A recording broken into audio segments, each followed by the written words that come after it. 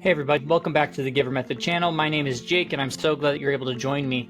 Now in today's video, what we're going to be talking about is something that quietly drains the life out of so many people, so many good and capable people, and it's preventing them from stepping into who it is that they were meant to be or making that greater impact they want to make. And it's this idea of survival mode. So let me ground this by asking you a couple real quick questions. When was the last time that you got to the end of your day and you thought wow, I actually lived today. I got so much energy from today. Instead of barely making it through it. When was the last time that you felt like you had some space to breathe, to actually think about what you wanted to think about, instead of just reacting to the next fire or the next email or the next meltdown. If you're a parent bouncing from kid crisis to kid crisis, trying to keep your household from falling apart while, never having time to take a second and just think about what kind of family you actually want to build. Or if you're an entrepreneur who's constantly putting out business fires, and you feel like you've been stuck in this never-ending loop of urgent problems with no time to be the visionary leader you want to be. Or maybe you're an employee drowning in deadlines, in meetings, in demands, and so busy staying afloat that you can't even imagine what the next step would be. If that's the case, I see you because I've been there myself. And I want to uncover this with you, unpack it a little bit, and give you some real resources that you can do, move past it. And my name is Jake Talbert. I'm the founder, I'm the author of this book. It's called The Giver Method.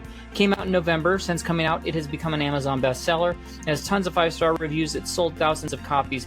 And I highly recommend you go get yourself a copy. I'll put a link in the description where you can go get a copy on Amazon. It's only $10. It's the best $10 you can invest in yourself. You can go directly to Amazon and look up The Giver Method by Jake Talbert if you want to. Now, the reason why people love the book is two reasons. Well, I guess there's probably a lot, but two of the main reasons are, number one, it's grounded in my story. I'm a parent. I'm an entrepreneur. I've worked in that corporate 9-to-5 world. A lot of the people watching this video, you align with a lot of those things. I've been down the path you're going down. And so I can give real advice and real takeaways based off of being someone who's walked the same type of path you have. At the same time, people love the fact that in the book, there is all sorts of action items, exercises, things that you can put into motion that fit into the life of a parent, an entrepreneur, or someone who's working away. So I highly recommend you get it because it transforms people's lives. It's helping them discover their gifts and superpowers. It's helping them live a more fulfilled life, have more delight and joy in their lives, right? Make that impact they've been wanting to make. So go get yourself a copy of it. Now, like I said, I've used this, I've grounded all the stories and all the things in the book and here in the videos.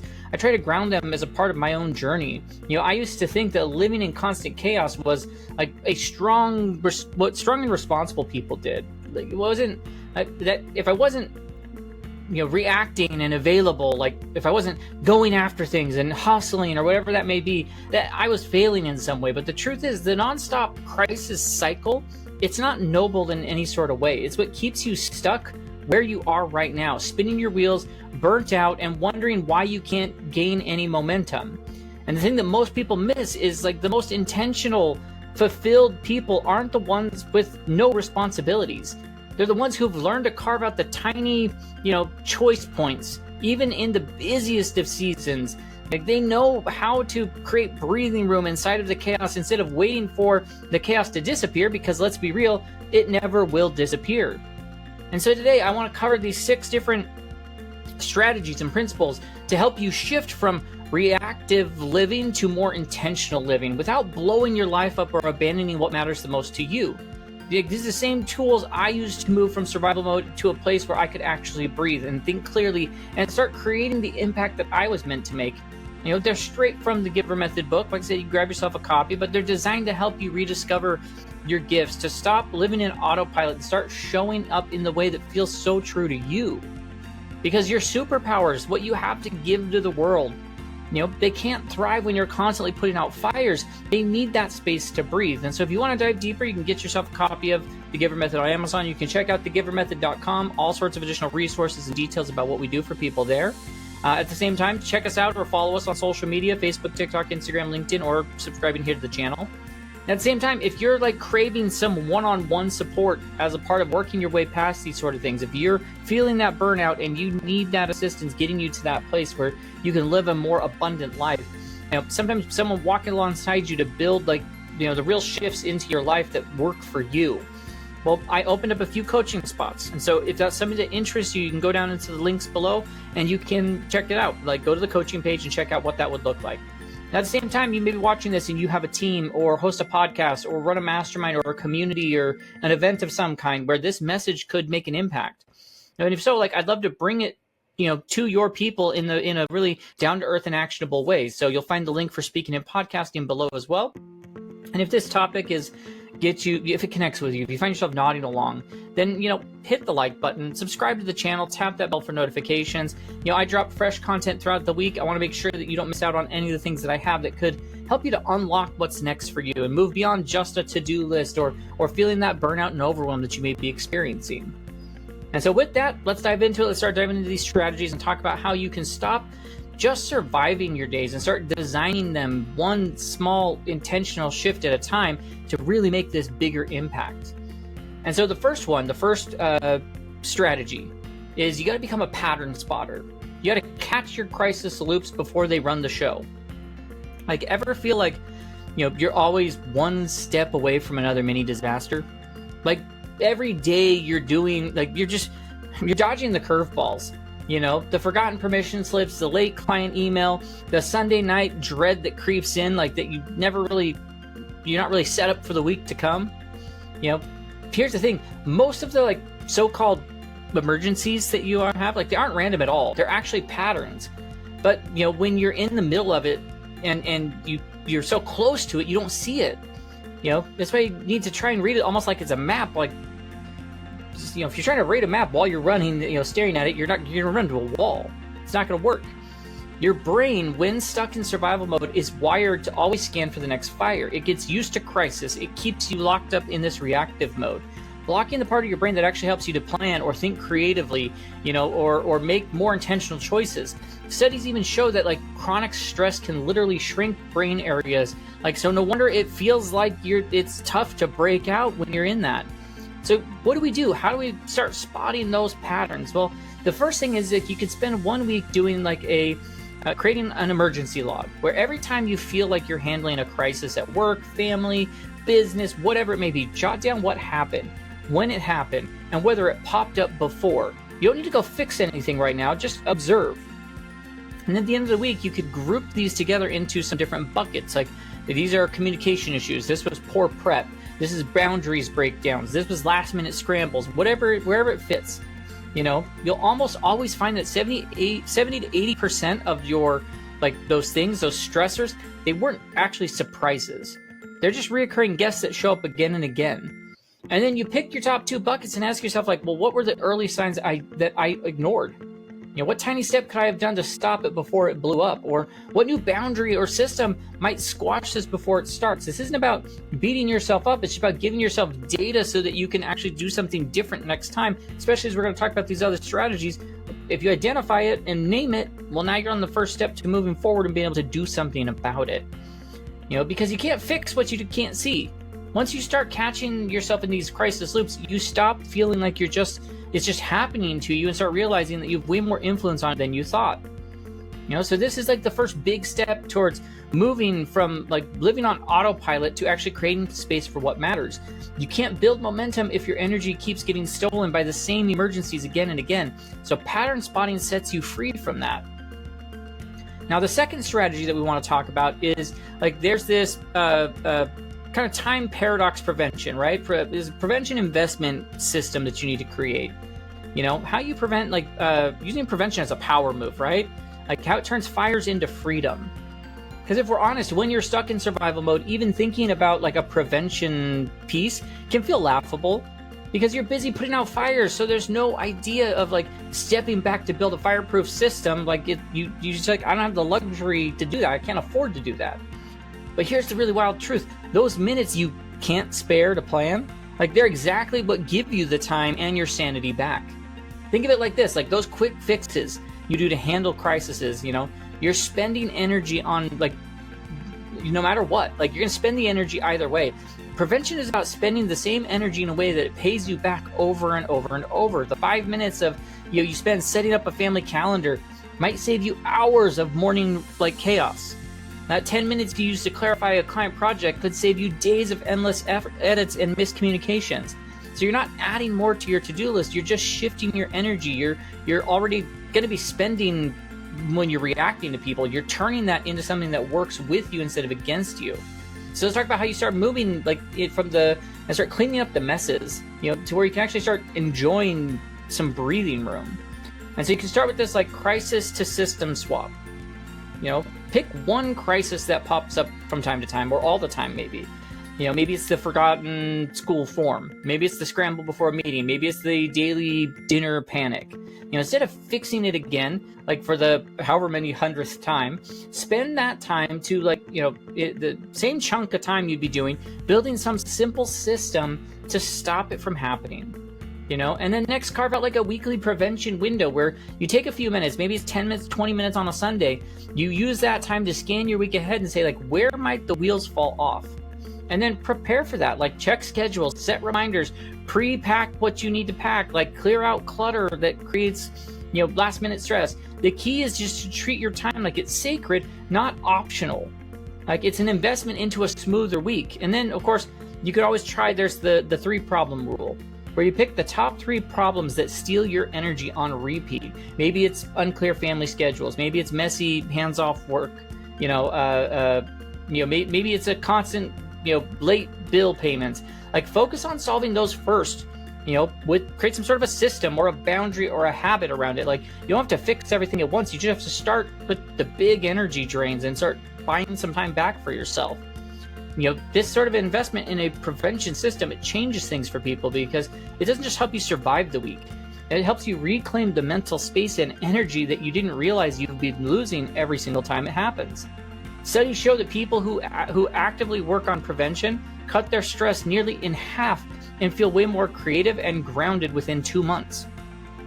This is the type of shift that lets you move from just hanging on to actually living. When you stop fighting the same battle every single day, you finally have the capacity to show up for your family, your business, or your career, and you can rediscover your gifts and superpowers that have been buried under all the constant fires and emergencies that bubble up. And that leads us to that third strategy. So there's the breathing room creation that you need. There's how do I do a breathing room blueprint and build these tiny spaces to finally breathe a moment, take some time to myself. Here's the deal. It's not even about just taking time to yourself. When you're living in survival mode, every minute of your day gets hijacked. You're always on stage, right? You're always responding or always available. It's like trying to run 20 apps at once on your phone. Eventually things are going to slow down or things start to crash. But the thing that really changes for people, the truth that they need to take in, is creating breathing room is about having less to do. It's about carving out small and protected spaces where you're not on call for everything. You're not available for everyone's demands as a part of that. It could be as tiny as a 5 minutes of quiet morning time, before you go check your phone, or maybe an hour on Saturday where nobody gets to ping you. It doesn't matter how big it is. What matters is that it's yours and it's protected. Have you ever noticed your best ideas pop up when you're in the shower or on a walk? That's not magic. It's because your brain finally gets a break from the constant reacting. And when you give ourselves these little pockets of space, our minds can connect the dots and spark new ideas and actually breathe for a moment. So here's what I want you to do. I want you to start with this. There's the 5-minute freedom practice. That's the first thing. Well, you pick 5 minutes a day where you go off grid. No emails, no messages, no fixing anyone else's problems. It could just be that's during your first coffee break of the day. It could be a quick walk around the block, or that pause before you walk in your house after work. The goal is really simple. Remind your nervous system that you don't have to be on every single second. And then you create these transition rituals, which I absolutely love these. These are some of the things that bring back so much energy and help you show up more authentically and show up in the way that you want to. There's simple resets when you're moving between roles and things during the day. So instead of running straight from work mode into parent mode or vice versa, try taking a few deep breaths in your car, changing into comfy clothes when you get home, spending 2 minutes, setting your intentions before the next thing. These quick shifts stop your day from becoming one giant blur of reactions and help you to start showing up more authentically and intentionally.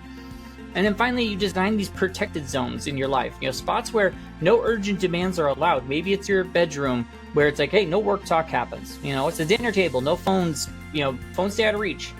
A corner chair where you can just sit and journal. Like, these sort of physical boundaries send a powerful message to your brain that it's like, hey, I'm here and I just get to be here, and that's okay. I don't have to be thinking about everything else that's happening around me. Because breathing room is not a luxury in any sort of way. It's the foundation to actually living with purpose. When you start building in these little pockets of space, you're training your brain to switch from survival mode to like choice mode. There's tons of data out there that shows that these practices literally strengthen the parts of your brain that help you think clearly and make intentional decisions, while quieting the parts that are scanning for danger, so that it decreases the stress. And that's magic that medicine can't help. With just a few intentional pauses, you stop living your life in complete reaction mode and you start feeling more like the person you can be, calmer and clearer and more fully present. Now that takes us to the fourth strategy, which is, you've got this choice point wake-up call. You find your power in the tiny moments, because if we're real, when you get stuck in survival mode, it can feel like you don't have a ton of options. I've bbeen there. I understand. I felt that way before. Like, everything is urgent, required, non-negotiable. Like, you tell yourself, like, I have to do it all. There's no other way. But here's something real, that I want you to connect with. Like, a lot of that feels mandatory is just a pattern you've been running on autopilot. Every single day is full of these tiny transitions and forks in the road where you could respond differently. But when you're in that constant reactive loop, you stop seeing them. You just say yes without thinking. You jump on tasks the same way you've done before. You react in the second someone interrupts you. These knee-jerk reactions might not be wrong, but if you're on autopilot, they're running your life and they're draining the energy out of you. And so this choice point wake up that you want to do is about slowing down enough that you can notice these moments and actually pick the path you want to walk down. Even in the smallest ways, you don't have to rethink every single decision, because nobody's got time for that. It's just about finding the key moments where these tiny pauses that can change everything. And so the first thing you want to do is there's a pause and choose practice where you pick these, pick 2 to 3 situations each day where you usually just react without thinking. Maybe it's answering a text. Maybe it's maybe it's answering or agreeing to some sort of new task, or saying yes to that favor at home. Just pause for 3 seconds. Hey, how do I actually want to show up for this? How do I want to show up right now for this? You might still say yes, but now you're just doing it from a choice, not from a habit. That programs your brain to think through things in a different way. And then next you try this switch it up experiment. Where just for fun, do something routine in a new way. Show yourself that options do exist. Whether you normally check your emails first thing, try waiting until after lunch. If you usually say sure to every request that you spot, try saying hey, let me think about it and get back to you. Once again, you're not searching for the perfect system. You're just proving to yourself that life isn't locked in this very strict way of doing it. We've got the ability to feel our way through it. And of course, finally, there are those checkpoints in your day, those little stop signs where you ask yourself, how do I want to spend my energy next? And then try it when you wake up, try it at lunch, try it before you walk into your house, or walk into family time at night. Small stops to help you shift from autopilot to intention without needing to overhaul your entire schedule. This is so powerful because it flips the script from hey, life's happening to me, to I get to shape how I show up. When you start noticing these micro choices, you're slowly building back the sense of personal agency, that feeling that you actually have a say in your own story. People who practice this kind of conscious choosing feel less overwhelmed and more satisfied in their lives. And I've seen it happen within weeks, to a month. This isn't about being perfect. It's about remembering that, you always have a choice, even in the smallest moments. And that realization, that's what cracks the door open to more intentional living. And it makes it one tiny brave pause at a time, getting you closer and closer to it. Now, our fifth one is there's this boundary creation protocol. Good people struggle with boundaries a lot of the time. And you need these boundaries to breathe. You need to protect your energy without losing your heart where you're at. Someone who really, people who really care about your family, your team, your clients, chances are that you've been taught, hey, good people who are invested in people, they say yes, they go do it. You probably believe that being helpful means being constantly available, and that strong people handle everything without even blinking. But the truth is, saying yes to everything doesn't make you more generous. It actually can make you more exhausted. And so healthy boundaries aren't about pushing people away. They're about protecting your ability to show up fully for what matters most to you. Without them, you're going to end up burnt out, resentful, and ironically feeling less helpful to people that you care about the most. Boundaries don't make you selfish, they make you sustainable. So instead of thinking about boundaries as saying no to people all the time, think of them as saying yes, but on purpose. You're choosing what really deserves your energy and your love rather than giving it all away just by default. And so what you want to do is you start with this responsibility audit, where you write down everything you feel responsible for: work stuff, family duties, social obligations, even emotional support you give to others, and then break them down into buckets. Is it truly yours? Is it shared, or is it adopted? The stuff that it's not really yours, but you took on anyway. You'll probably be shocked how much you've claimed that was never actually yours to begin with. And then next, you can try this pause before yes. Instead of instantly saying yes to every text or email or request, give yourself a buffer. Try replying with non-urgent things once or twice a day by simply just being hey, let me think about that and get back to you. That sort of a pause buys you space for thoughtful choices rather than automatic reactions. And then I love the idea of building in these availability windows where you define when you're actually available for things like work, for family, for the most important stuff, for yourself. Maybe your evenings are sacred family time. Saturday mornings are for you. Certain times are deep work, without interruptions. These windows help others know when they can reach out to you and how you can stay present in what you're doing without any sort of guilt. Boundaries, they're life-giving because they turn your time and energy into precious resources instead of just the open buffet of everyone else's needs. When you protect your space like that, you stop treating every request like an emergency. You start seeing where your actual priorities live. Tons of data out there shows that people who hold healthy boundaries report that they're 50% less stress and over 60% higher satisfaction in their relationships because they show up as them real selves. They're not drained or resentful, but fully alive and available to where it truly counts. So we're not building walls.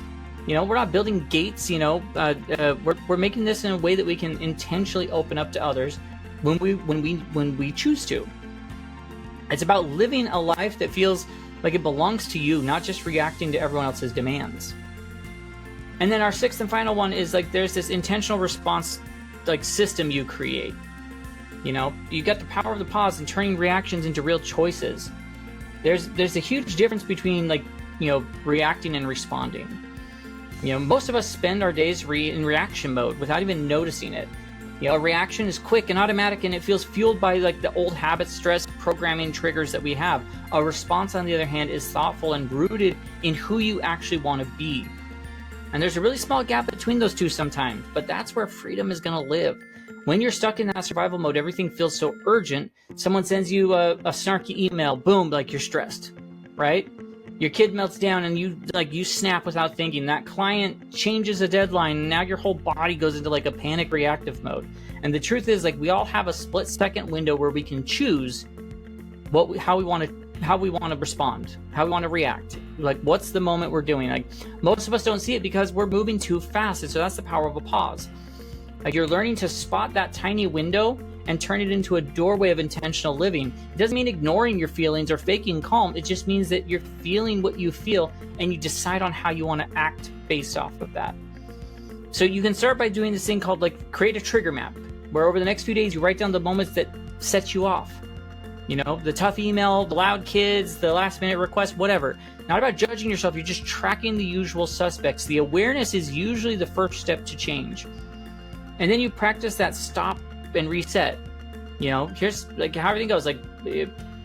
Stop what you're doing, take a breath, observe what's going on inside you, your emotions, your thoughts, your urges, and then proceed with intention. Try first maybe smaller situations when someone cuts you off in traffic or your partner leaves dishes in the sink or whatever. You're building the muscle of pause that you're gonna pause and then choose how you want to move forward. And then you create some go-to phrases. Like, these are simple, like, pre-planned responses that buy you space instead of automatically saying yes when your boss asks you for another favor. Like, let me check my bandwidth. Let me get back to you. Or instead of snapping back to criticism, it's like, hey, thanks for sharing that. I'm going to reflect on it. Like, these types of little scripts, they act as guardrails, guiding you back to intention when your old reactions want to take over. And when you learn to respond rather than react, you stop living on other people's terms. You move more freely, like life is happening to you instead of realizing that you actually are in the driver's seat. And your brain starts to change too, like practicing these sort of small strengths, in these small ways. Like, it strengthens your brain. It strengthens your decision-making parts of your brain. The part that calms, things when you freak out, like, at any bump in the road that comes. So, like, this is how you just step out of the survival mode, and without blowing up your life, and you just start showing up as a parent, a partner, a leader, a friend that you really want to be, more steady and thoughtful, and more authentically you. And so I want to leave this part with you. Like, if you take anything away, like, you weren't put on earth to live in constant crisis mode. You weren't designed to just survive bouncing from fire to the next one.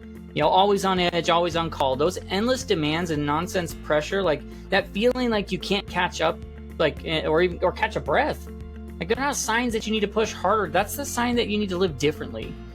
Think back to the years when I think back, like, when I was stuck, in the kind of, that hamster wheel style, like, always one email away from a meltdown, one task away from a collapse. Like, I thought I was doing it because I was being responsible. I thought caring meant, like, never saying no. I thought that, strength was just, I could handle it alone. I don't need help from anybody. But the truth is, like, I was trading my life for the illusion of control. And it cost me way more than I could ever see at that time. Everything we talked through today, all of the strategies we talked about, they're not about squeezing more out, hustle, or managing more chaos. They're about reclaiming space for you to live with purpose in the middle of a full life. Your deep sense of responsibility, like, it's not an enemy, it's a gift. But only when it's paired with boundaries and breathing room to give you, like, a place of, so you can get from a place of overflow and abundance, not depletion. Your big heart and sensitivity to others, like, those are superpowers that, they need to protect, you need to protect them to shine more. I've seen it in my life and the lives of so many clients. Like, true impact doesn't come from being endlessly available. It comes from being intentionally present. Real strength isn't about doing it all. It's about building support and systems that let you focus on what truly matters. And true responsibility isn't about saying yes to everything. It's about saying yes to the right things and no to the things that are going to drain your soul. And the beautiful part is, like, you don't have to quit your job or abandon your family. You don't have to blow your life up to make this sort of a shift. You can start exactly where you're at right now. With what you have, you can start today. You can start by, like, just carving out one small pocket of breathing room, or pausing before you say yes, or by creating a tiny moment where you choose instead of reacting. Like, that overwhelm, burnout feeling you have, it's not forever. It's just a signal something needs to change, and that change can be so small. Breathing room, like, you're craving, it isn't a luxury, it's a lifeline. And those choices you think you don't have, like, yeah, they're there. They're just hidden under years of old habits waiting for you to reclaim them. So stop apologizing for needing space. Stop feeling guilty for wanting to breathe. Stop telling yourself that you'll figure it out someday when life finally slows down, because the life you actually want, it doesn't start when you finish some sort of crazy to-do list. It starts when you just start showing up as the person you want to be, even in the middle of all of the mess. And if today's message, if this type of thing hit home to you, if you want to dive deeper into that, then that's where you want to go get a copy of The Giver Method on Amazon. It's going to be packed with all the practical tools to help you get out of survival mode and step into the life designed around your gifts and purpose.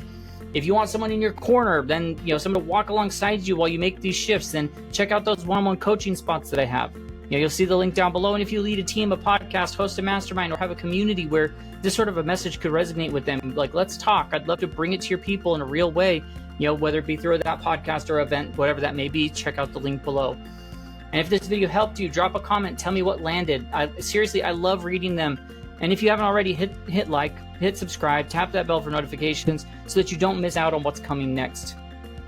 Just remember this, survival mode is never a forever story. It's just a chapter. And you can write the new one. You don't have to wait for life to calm down. Or you can start creating, choice and breathing room right now inside of the life that you already have.